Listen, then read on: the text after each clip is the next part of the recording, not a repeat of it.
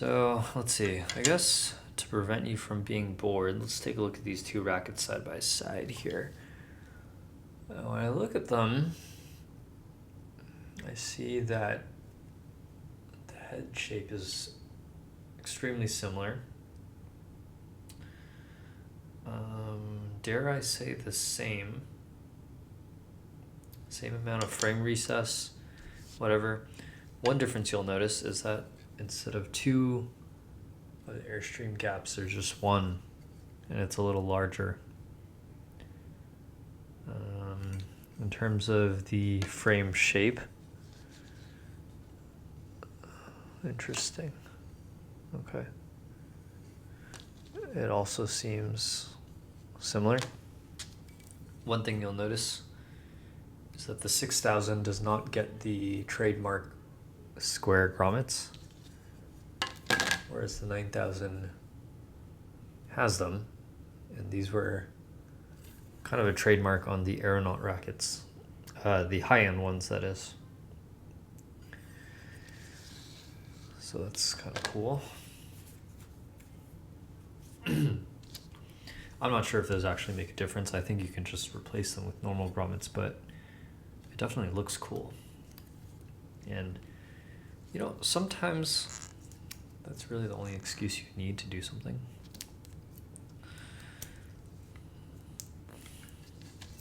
And I think because, well, let's take a look here. Yeah, because this only has the one gap, this one can be strung normally without any issues. And even though this is a lower end model, like a 6000 as opposed to the 9000, this one still has a tension rating of 30 pounds, which is pretty impressive.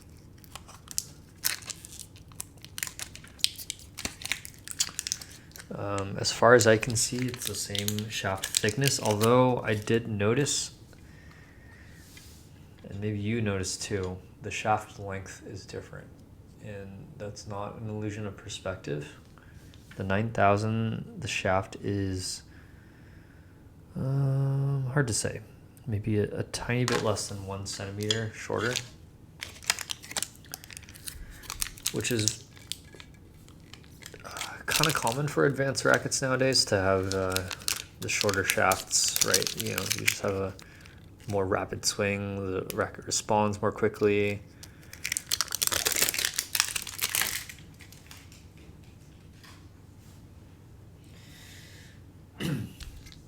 I don't necessarily think that's a good thing, by the way. If you have rackets that, okay, so going back to I've written some articles on like the science of like the shaft design on badminton rackets, and one of the things I talk about in the article is how different parameters of the shaft will affect the response, and one of those is obviously shaft length, and shaft length has a really big influence on what's called the period of oscillation of the racket. And by period of oscillation, I mean the time it takes for when the racket flexes, because the racket shaft is just a spring, right? And so every spring has some sort of oscillation length, like displacement, I guess, and then also a frequency, like how fast it oscillates. And essentially, the longer the shaft, the longer the period of oscillation. And in practical terms, that just means that a long shaft takes longer to respond, in that when you swing it, it takes longer to load up, and it also takes longer to release its energy. So like if you load up, and so what that means is like for strokes like smashes and clears and stuff, you can have a slower stroke, or not that you can, but you should use a slower stroke with those rackets, because it will take longer for the shaft to respond. And then likewise for the racket with the shorter shaft, you would want to swing a little bit quicker, make it tighter, use a little more wrist. Now you might see where I'm going with this, which is that If you like have a tight swing, and that's great, you can use rackets like that. But if you're an individual who has a slower swing, like if you're intermediate level, if you're like a singles player and are used to playing very relaxed, then you might not be very compatible with rackets that have shorter shafts. And as I'm saying that, this adhesive tape is actually coming off very nicely, so I think we might get lucky here. But we'll see. Won't get ahead of myself. But yeah, and so if you're having trouble using certain rackets, I see this a lot with 100ZZ because it's a very popular racket. A lot of people use it.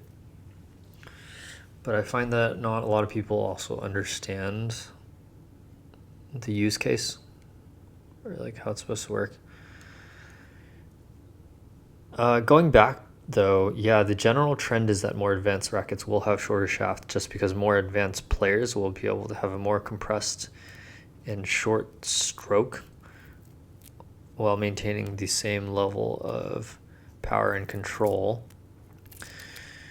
Now you might see where I'm going with that, which is that if someone who is not skilled enough takes a racket with a short shaft and tries to swing it, and you might not realize you're doing this, but like to some extent your body kind of naturally adapts to the racket it's using. And so if you don't have good form, like your arm and everything is not in harmony, and you try to pick up a racket with the faster response time that responds well to faster swings, the way that you adapt your technique is most likely not going to be correct. And you can see this in a lot of amateur players. When you just go to the gym and watch them use advanced rackets, you'll notice that they use way too much wrist, or they cut their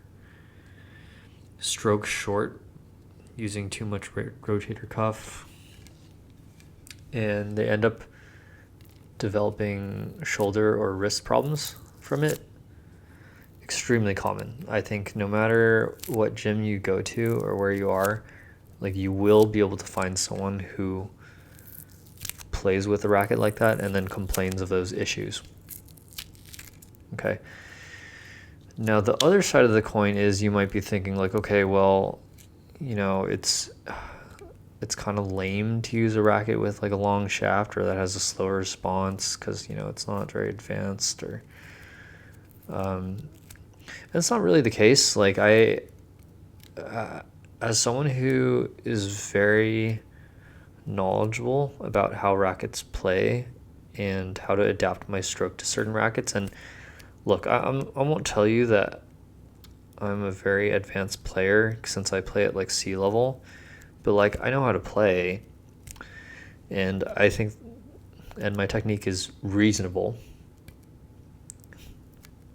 and yet my favorite tournament rackets are ones that actually have longer shafts, just because I find it to be easier to work with. I don't like to feel rushed. That being said, there are several rackets I like that do have shorter shafts. In fact, well, not the 100ZZ, but Dora Z-Strike was definitely one of the trailblazers for the whole formula of long handle, short shaft, stiff racket, I think, and like fast responding. And the Dora Z-Strike, incidentally, is one of my favorite Yonex rackets of all time, if not maybe the favorite. And I guess the only misgiving I have about that racket is, obviously the double-sided system, the whole like forehand backhand thing. I mean, I'll be the first to say that it's annoying. Like, it's like, why would you have to really pay attention to whether or not you have your forehand or backhand facing which way on the racket. And then the other side of the coin is if you're someone who just spins your racket and you don't care, you're not noticing it, but your racket is going to be swinging differently every time you rotate it. And I know some players do that. Like, I'm pretty sure Yugo Kobayashi, who uses this racket, he like spins the racket in his hand, and like I haven't looked super closely, but I suspect that sometimes he just like it's on the other side and he just plays with it like that. And that would drive me nuts, right? But at the same time, like you look at, well, think of a racket that's like similar to the Dora Z Strike, but only on one side, right? Like for example, it has a backhand and forehand side. So it's like, what if you just made the whole frame kind of like the backhand side, so sharper? And if you look at actually modern nanoflare rackets, that sort of frame profile is similar to what Dora had on the backhand side. And I strongly suspect that the nanoflare frame was kind of adapted using the same technology. So you could argue that, okay, maybe the 1000Z is kind of like similar to what the Dora Z Strike would be on the backhand side. I don't think that's necessarily the case for the whole racket. I'm referring to the frame. But I do think that the Li-Ning Blade X900 new is kind of similar. And I think probably to me, as far as I can see, would be the closest to what the Dora Z Strike would be like if it only had the backhand side. And the thing with adapting only the backhand or the forehand side is, they were onto something when they were saying, okay, look, this racket is targeting different types of swings when it's coming from different types of directions, because the truth of the matter is that everyone, with no exceptions, will hit their backhand stroke differently than they do their forehand stroke, right? It's almost ubiquitously the case that your backhand stroke is going to be more of a snap, and that you need help accelerating the racket because you don't have your open shoulders like you do on your forehand side.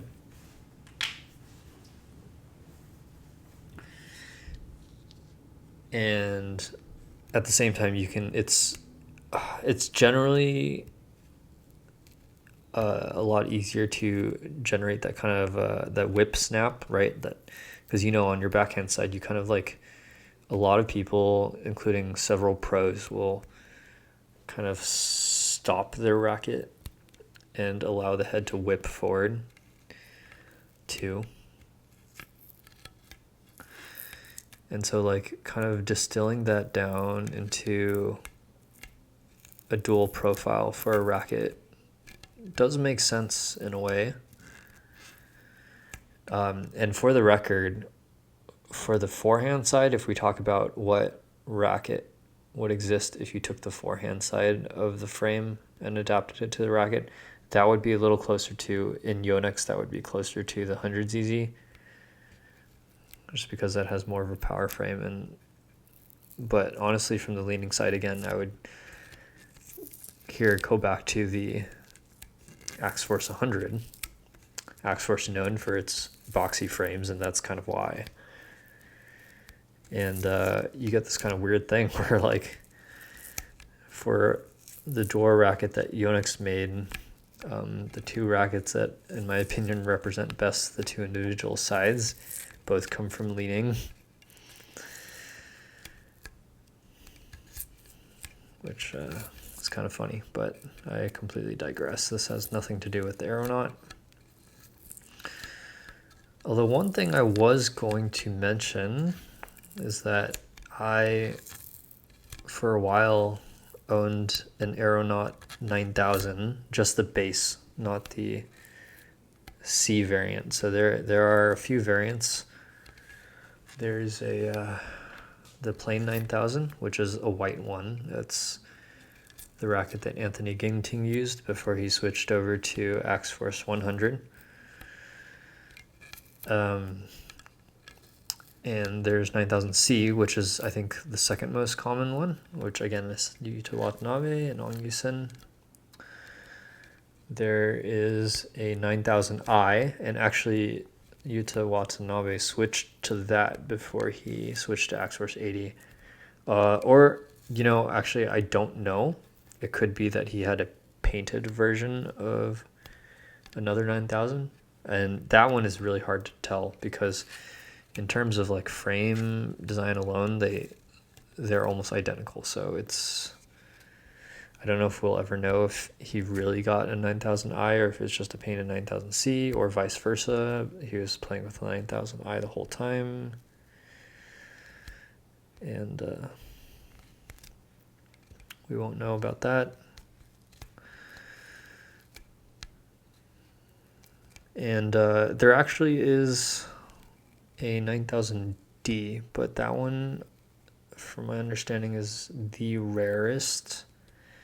I've never seen one in person. I've seen a 9000i. I have a 9000C here, obviously, and I own the plain 9000.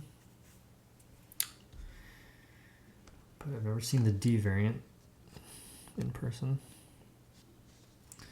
And by the way, the D stands for drive, I think, and those variants were meant to be slightly stiffer than the rest. So C is heavier for attack. I stood for instinct, which is like, it was a lighter racket. So I guess the idea is like, oh, instinct, you know, you react faster or whatever. So those all I rackets, the instinct rackets, were 5U.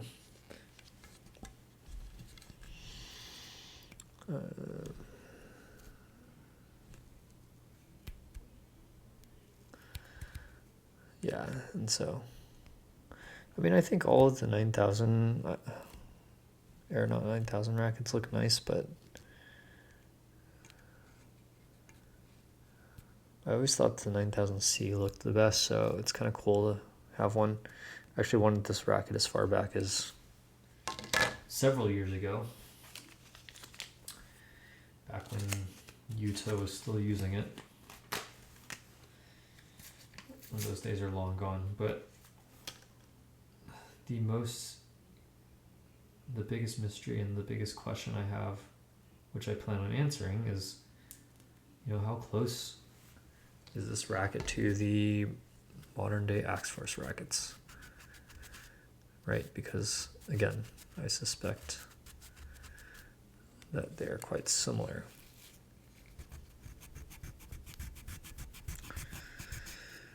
So if these were control rackets and Halbertech were control, so why is the successor to Aeronaut more like a, why do I say that the successor to Aeronaut is more the Axforce series? When the Aeronaut series is supposed to be their control series and Axforce is supposed to be their power series, the newest power series. That's a very complicated answer, but the short answer is that the whole idea of this power and control is achieved through different methods, and when Li-Ning went through this transition to their new lineup, they kind of changed their philosophy behind how to achieve those end goals, right? And what I mean by that is the way that the rackets, for example, the Axforce rackets achieving power and I guess the previous generation power racket, it would be turbocharging. It's either turbocharging or Tectonic. Tectonic was more of a singles lineup. but the way they approach that is a little different, and especially for the control brand, the Aeronaut versus Halbertech, it's extremely obvious that they're trying to achieve the control in different ways. So with the Aeronaut and the very rectangular and boxy frame, it was pretty clear that the goal was to use this boxy frame to increase the hold time and like the hitting feel, so that you would be able to direct the shuttle more accurately. And that was the whole idea there. It's not a particularly aerodynamic racket, even though it's got that hole in the frame that's not really going to help towards that end. But the boxy frame was really a unique feeling. Oh. I'm gonna go pick up Thomas and Jenny. Oh, they're back? Okay, cool.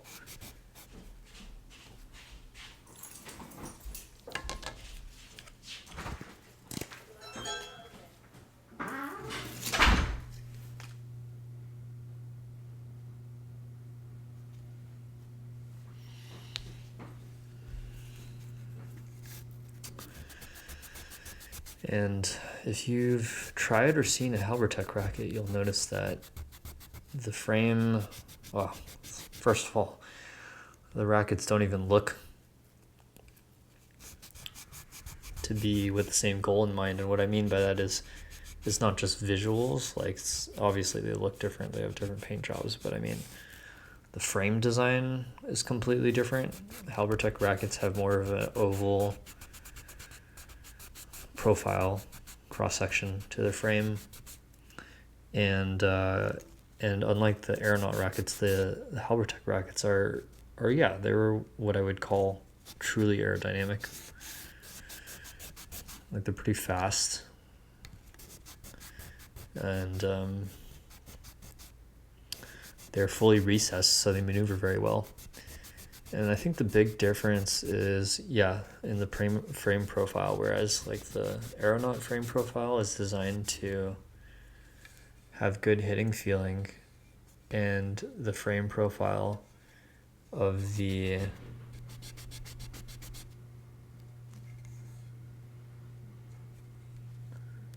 Halbertech rackets is more took a different approach, and that was mainly to keep the string bed and the head very firm and resisting torsion. And let's see. Okay.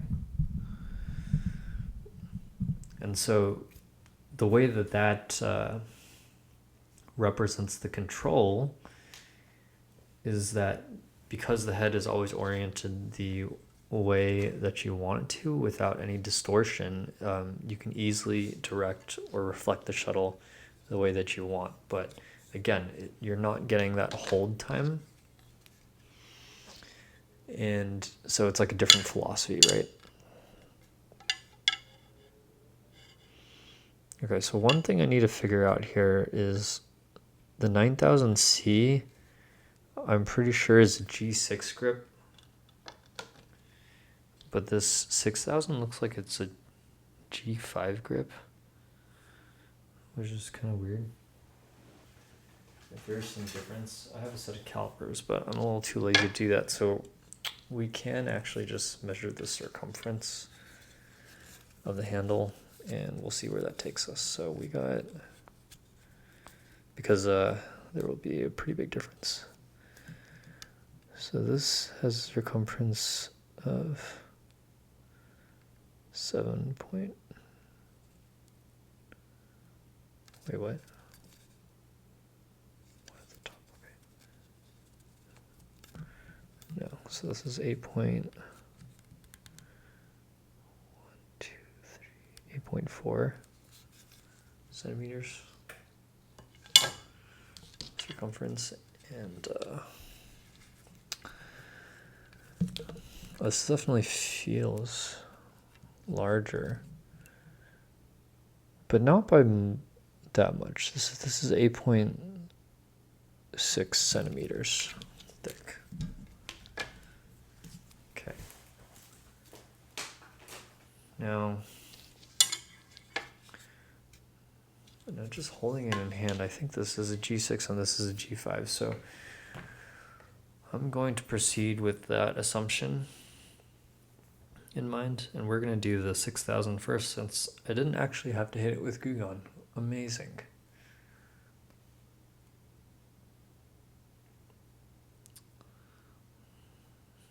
But let's go ahead and pause. Alrighty, welcome back.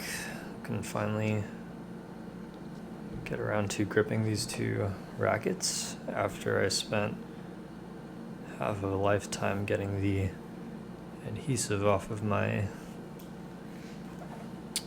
Aeronaut 9000C.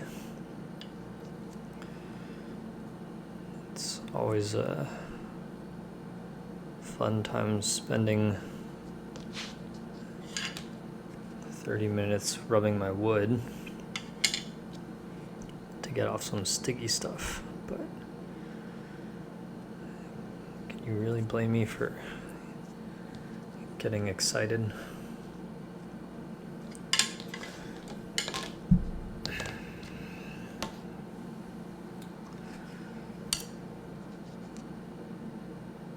Okay, so I did look this up, and apparently the 6000 that I have in my hand is indeed a G5 grip size, while the 9000 that I have is a G6, so I found that pretty interesting. I wonder if the idea there is they figure with the higher end racket that people will just adjust the size of the handle to whatever their preferences are, because it's always easier to make the grip size bigger than it is to make the grip size smaller. So definitely could be the case here.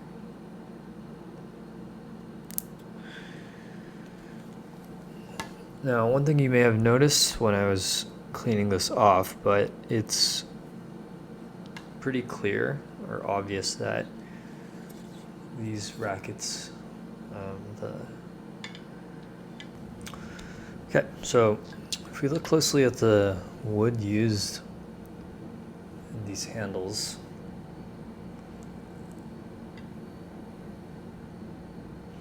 you might notice that the wood in the 6000, which I have in my hand, is a lot more loosely packed, the fibers, and it's more porous, so you can see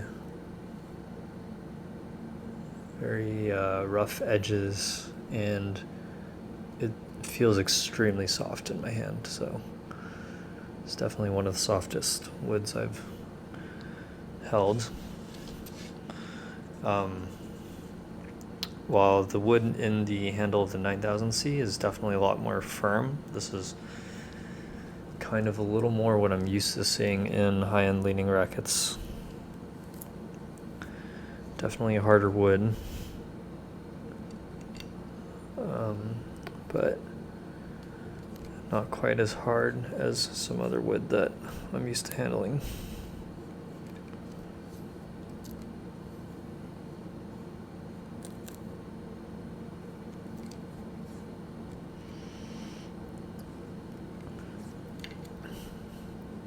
Not quite as big either.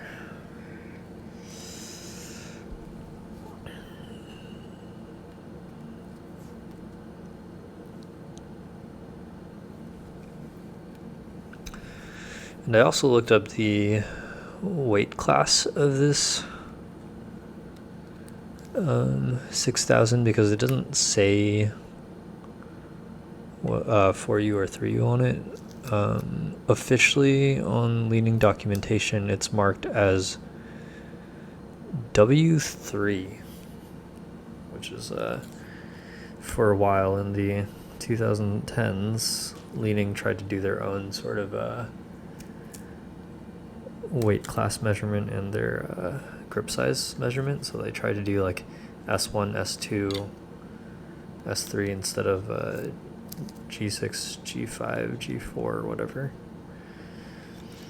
And they tried to do their own weight class thing too, with the whole like W3, W2, W1, as opposed to 4U, 3U, 5U, whatever.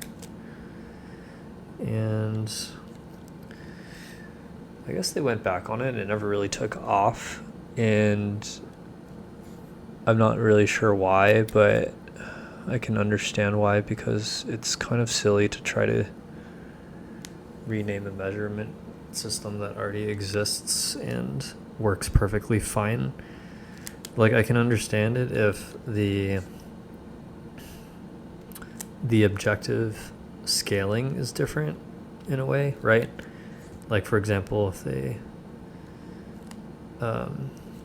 were to categorize by, like, I don't know, differences in 7 grams, or if they were to use like the imperial scale or something like that. But like W3 is literally equivalent to 3U. Like W3 is just like 85 to 89 grams, which is the same as 3U.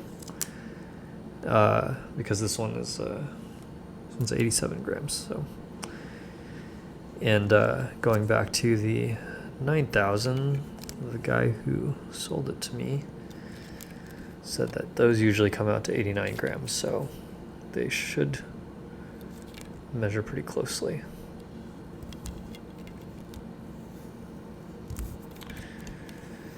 And I think the time that the Aeronaut 9000 was produced must be close to when they gave up on that measurement system, because while the Aeronaut 9000C has Li-Ning's proprietary measurement system of S2 size grip and W3 weight, the 9000 on its official documentation actually uses the traditional scaling, so that if you go to the product page for 9000, it'll say like 3U and G6, which I thought was kind of funny.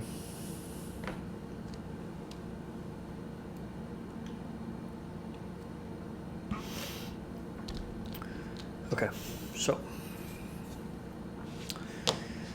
since they are different grip sizes, we're going to give them different treatments. So the 9000 is a G6, so we're going to do our full overlap with our electrical tape. That also means that there's going to be a little bit of difference in the objective weight after we're done with these, because if this Aeronaut 9000 is 89 grams, it's 2 grams heavier, and then with that extra electrical tape from the gripping process, it's probably going to add another gram to it. So I fully expect that, as tested, the 9000C is going to be like maybe 3 grams heavier than the 6000, which I guess maybe tracks, because if I guess if I had gotten the 4U version, maybe it would have been closer, but we'll see. At the end of the day, who knows? Okay.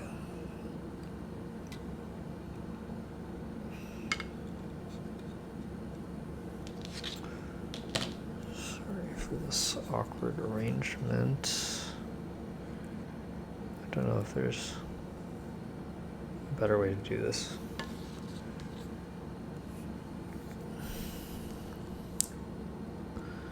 I'm going to do some of this off camera, so forgive me for that.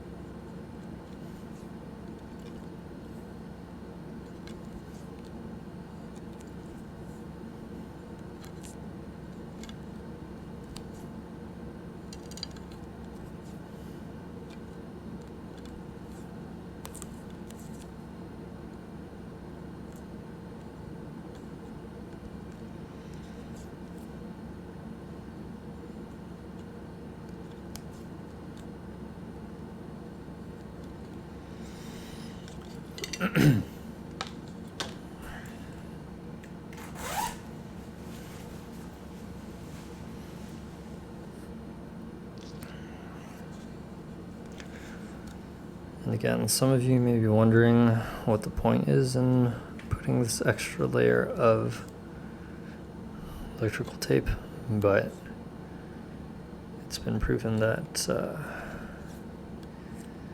human fingers are very sensitive to these kinds of things, and I myself have been able to tell the difference of grip size down to pretty confidently down to 0.2 of a millimeter. So having taking this extra effort to like finely control the thickness of the grip and remove unwanted bumps and undulations is pretty important, I think.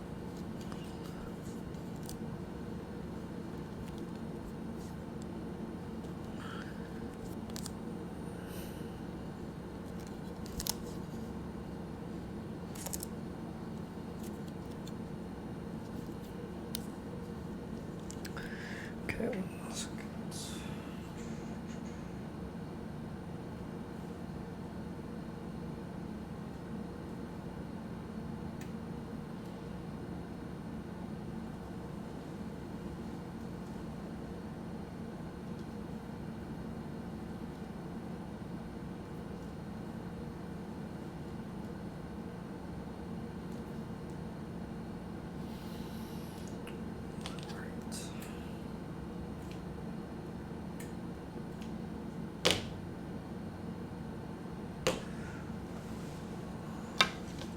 Okay.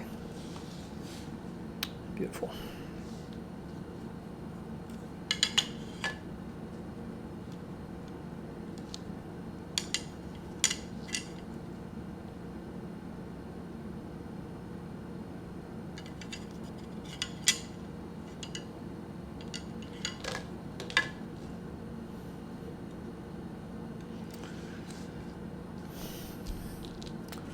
Okay, cushion wrap time.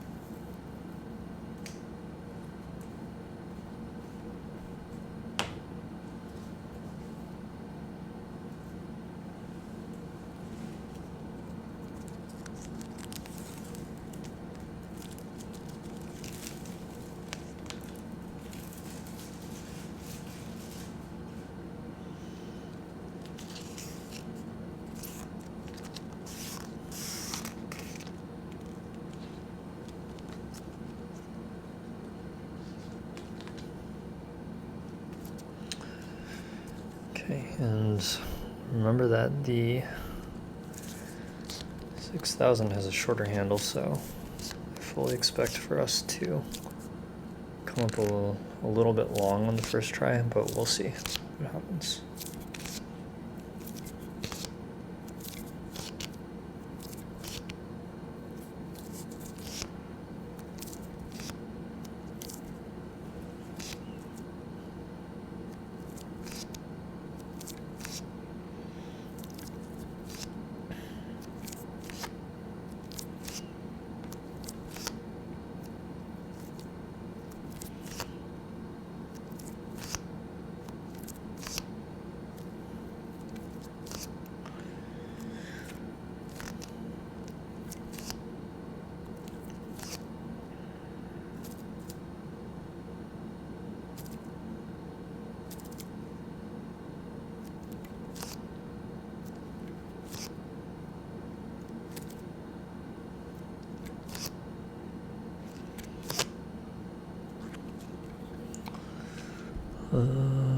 That's just about right.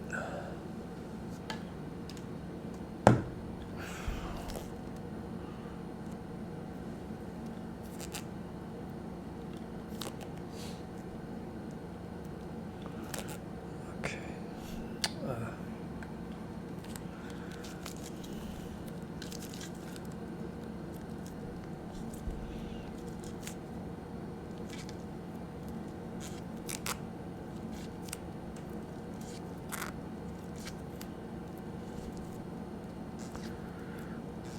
Oh, that's funny. I actually ended up a little short, so I'm gonna unravel and redo some of that.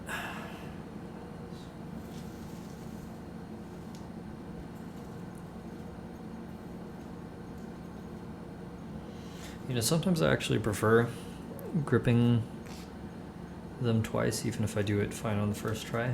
Part of it is because the cushion wrap will have a lot of air inside of it, and sometimes the first time around the cushion wrap doesn't completely settle, so like there's still a lot of foam volume in it, which can affect the way the grip feels. And if you prefer plushy grips where your fingers sink in more, you can either use more cushion wrap or just don't pull that tightly. That being said, I'm not condoning that you pull tightly throughout the body of the grip, because like I said, when you apply tension to the grip, the feeling of the grip changes and it shortens the lifespan. So if it feels too plush, then I would recommend you grip it all the way up once, undo it, and then do it again, and that will sort of crush the foam wrap, so to speak, a little bit to get a little more of a firm feeling. So sometimes I will do that if it feels too plushy to me.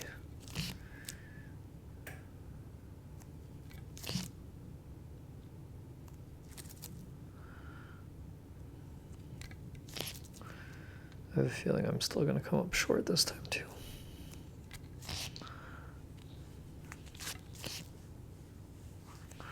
Or maybe not. And that's kind of interesting to me because, especially as, I guess I would consider this a midline racket, you would generally expect the shaft to be on the longer side. But the fact that this actually already has a handle that's quite long is a little surprising to me, or at least it's longer than I would have expected. One thing that I may not have mentioned when I did my Redson racket is that my Redson rackets, the shafts on the Redson rackets tend to be pretty long, just like my shaft.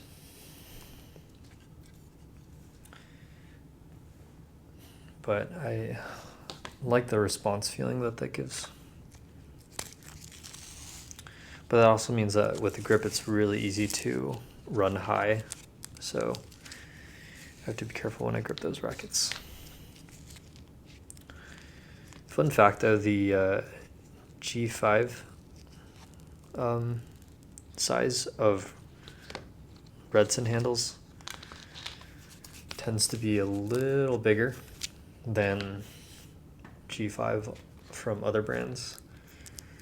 For the most part, I found G5 to be pretty consistent across brands. Redson does tend to be a little bigger though.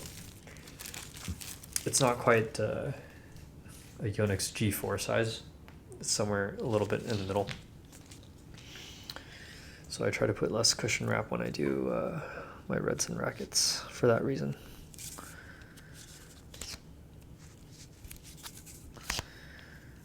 It's a little bit annoying, but we just have to deal with it.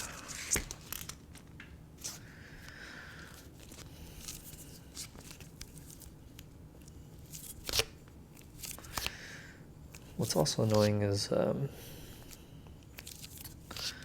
sometimes some brands will have a G5 grip that is the correct diameter all the way around, but the grip depth and the grip width are different, if that makes sense, which means that like it can have the same diameter, but like maybe it's a little longer and a little skinnier, like towards this end. That is very obvious once you hold the racket. And the bad part about that is because it's not just related to the diameter, it's not something you can change with like electrical tape or a cushion wrap. You just have to kind of deal with it. And I had a discussion on my with some of my friends about modifying grip size or dimensions. Like one of my friends was he had a wooden grip that had some lumps or divots in it, and well, I'm not like super experienced in woodworking, but I kind of just recommended to try sanding it down very carefully with a sanding block, and maybe you could fill in any sort of like divots with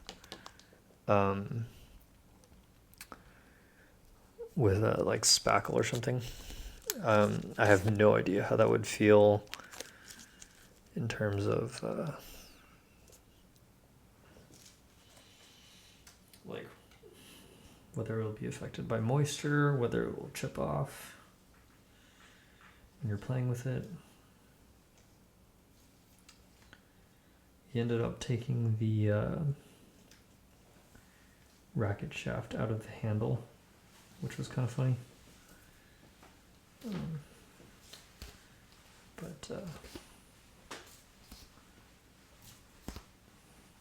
Yeah, generally not recommended to modify it like that.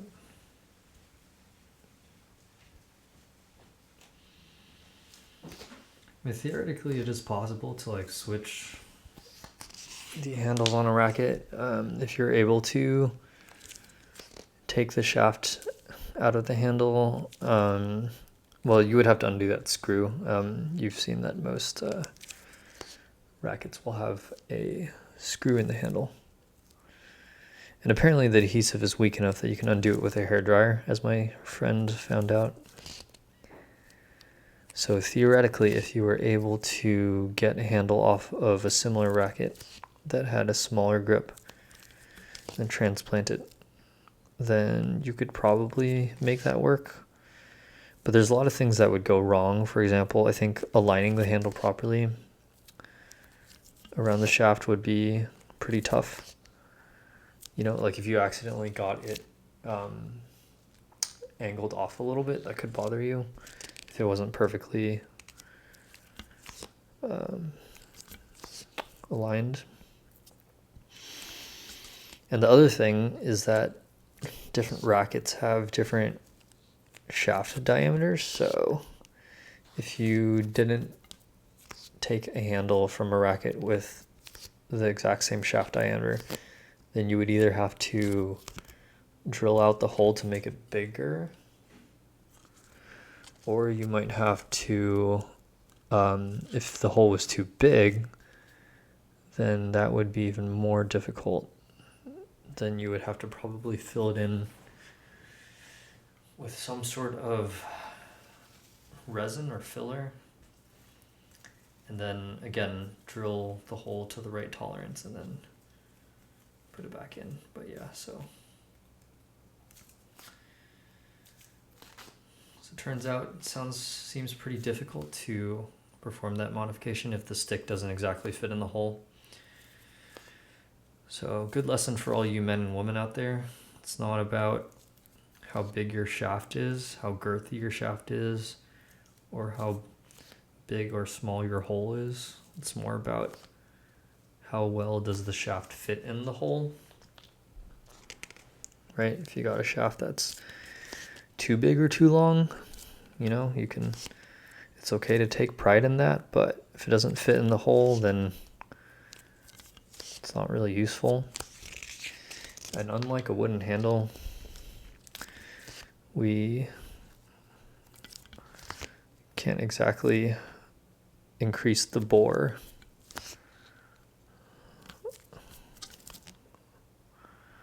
in some situations. So you just want that nice snug fit. But I think that would be interesting to experiment with sometime in the future. I am trying to think. I think I do have a broken racket, which I can probably try that out with.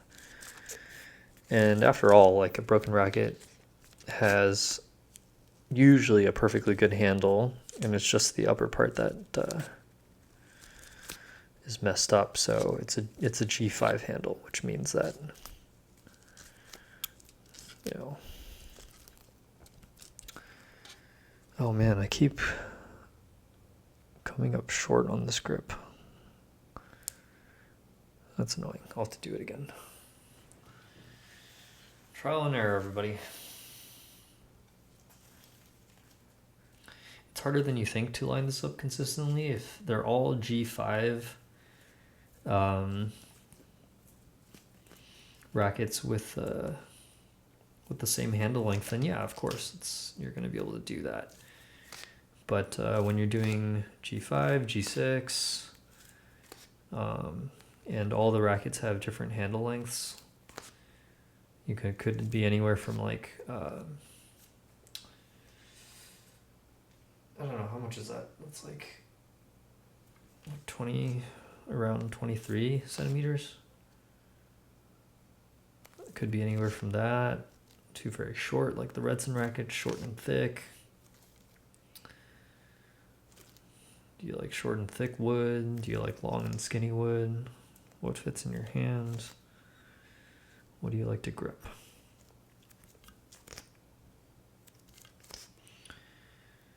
And once you do it enough, you'll learn what kind of wood you like to grip in your hand. The more you know about yourself, the better you can set up your equipment. Oops. We're just gonna pretend we didn't hear that. All right, I think this might be the one. So let's go over here and gotta stretch. Yeah, close enough. Get pretty close.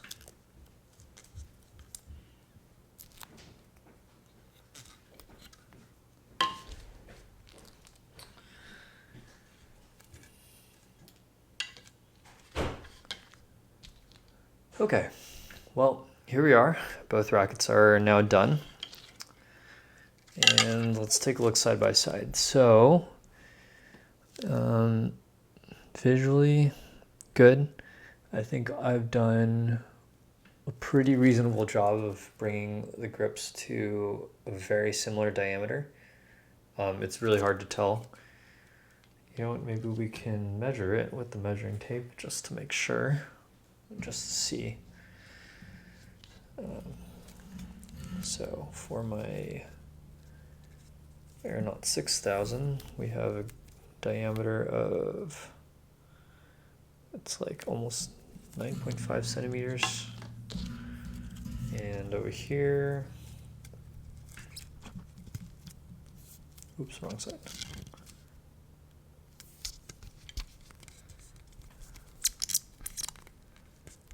We have also almost exactly 9.5 centimeters. So as you can see, that extra layer of electrical tape and a little bit more cushion wrap is enough to bring a G6 grip size to be the exact same as a G5 grip size.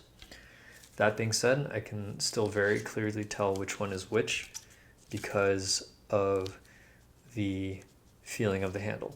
So both the grip and the electrical tape is more dense than the wood, and so this one clearly feels like a wood, mostly wood handle. And you can tell this one has more cushion wrap under it, but also just that in general the handle is more dense because of the electrical tape. So just shaking that, and the 6000 actually feels significantly lighter. I would not be surprised if this was even 4 grams lighter, but I guess we'll find out. So I will have these strung next time, and I guess we will do a review. So thanks for watching. If you watch this all the way through to the end, then you need better things to do with your time. So go get a life. Go play some badminton. And stop watching these boring ass videos. So I guess I'll see you next time. The next time I get a racket, which is probably going to be very soon. And hopefully my wallet can recover for that. See you next time.